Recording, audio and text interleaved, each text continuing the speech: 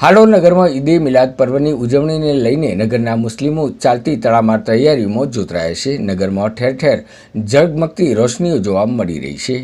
હાલોલ નગરમાં ઈદે મિલાદ પર્વની ઉજવણી લઈ હાલોલના મુસ્લિમ સમાજ દ્વારા તડામાર તૈયારીઓ કરવામાં આવી રહી છે. ઇસ્લામ ધર્મના મહાન પૈગંબર સાહેબના જન્મદિવસની ઉજવણી આગામી 16 સપ્ટેમ્બરે સોમવારના રોજ કરવામાં આવનાર છે, જેમાં હાલોલ નગરમાં પણ ઈદે મિલાદ પર્વની ઉજવણી લઈને નગરના મુસ્લિમો દ્વારા તડામાર તૈયારીઓમાં જોતરાય છે. છેલ્લા કેટલાક દિવસથી તૈયારીઓ ચાલી રહી છે, જેમાં નગરના વિવિધ વિસ્તારોમાં રોશનીનો ભારે ઝગમગાટ જોવા મળી રહ્યો છે.